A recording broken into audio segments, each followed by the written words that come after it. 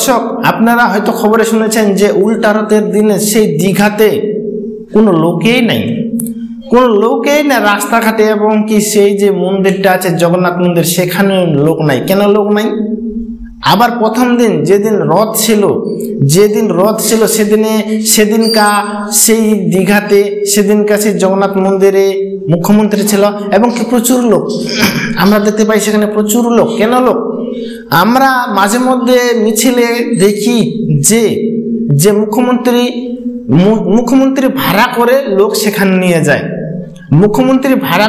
সেখানে নিয়ে যায়, এবং কি সেই মিছিলে যাতে একটু লোক বেশি বেশি করে দেখা যায়, সেই জন্য অন্য জায়গা থেকে, অন্য ডিস্ট্রিক্ট থেকে সেই লোক আনে, সভাটাকে একটু ভিড় লাগানোর চেষ্টা করা হয়। এই প্রক্রিয়াটা আমরা খবরে শুনি। এবং কি দীঘাতে যেদিন প্রথম দিন ছিল সেদিন মুখ্যমন্ত্রী সেখানে ছিল, সেদিন লোক ছিল, মোটামুটি দেখা যাচ্ছিল। কিন্তু যেদিন উল্টা রথ সেদিন মুখ্যমন্ত্রীও যায়নি, সেদিন কোনো লোকও নাই। কেন লোক নাই? কারণ সেদিন কোনো ভাড়া করা লোক নেই। মানে প্রথম দিনকা এটাও হতে পারে যে মুখ্যমন্ত্রী ভাড়া করে কিংবা হাত জোর করে করে বলেছিল যে চলো দীঘাতে, চলো সেই জগন্নাথ মন্দিরে, মানে এরকম নিয়ে গিয়েছিল আর কি। কিন্তু তারপরের দিন উল্টা রথের দিন সেরকম লোক নাই, মুখ্যমন্ত্রীও যায়নি, সেরকম মুখ্যমন্ত্রীও ভাড়া করা লোকও যায়নি, ফলে সেখানে লোক নাই। আরে স্বাভাবিকভাবে লোক কেন যাবে, কেন লাভ? আর যেভাবে দীঘাতে জগন্নাথ মন্দিরকে নিয়ে যেভাবে রাজনীতি করা হচ্ছে, এবং কি আপনারা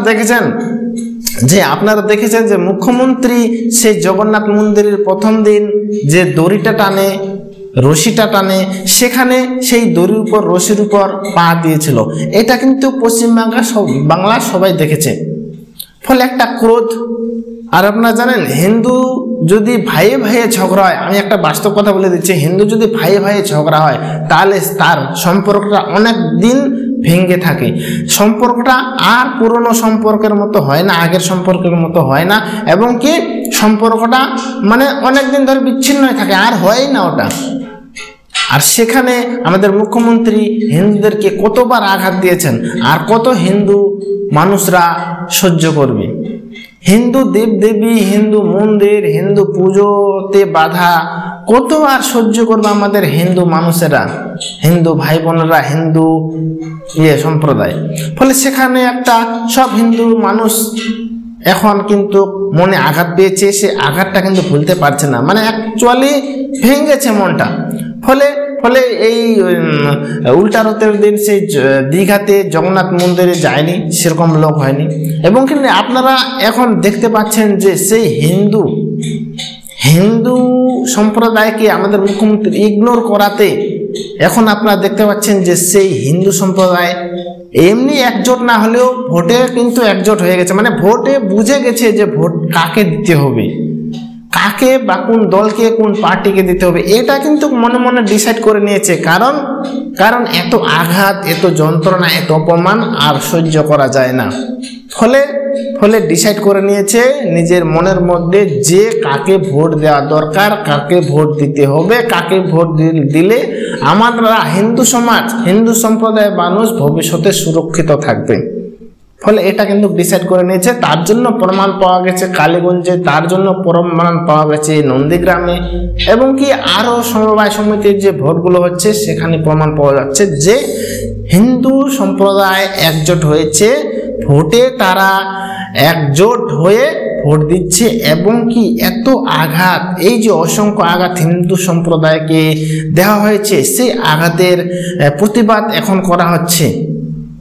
ফলে যেখানে হিন্দু সমাজ বেশি সেখানে বিপুল ভোটে জয়ী আমরা দেখতে পাচ্ছি বিজেপি। নন্দীগ্রামে 12তে 12, এবং কি কালীগঞ্জে যে বুথগুলোতে হিন্দু ছিল একদম হিন্দু ভোট ছাক্কা বিজেপির দিকে পড়েছে।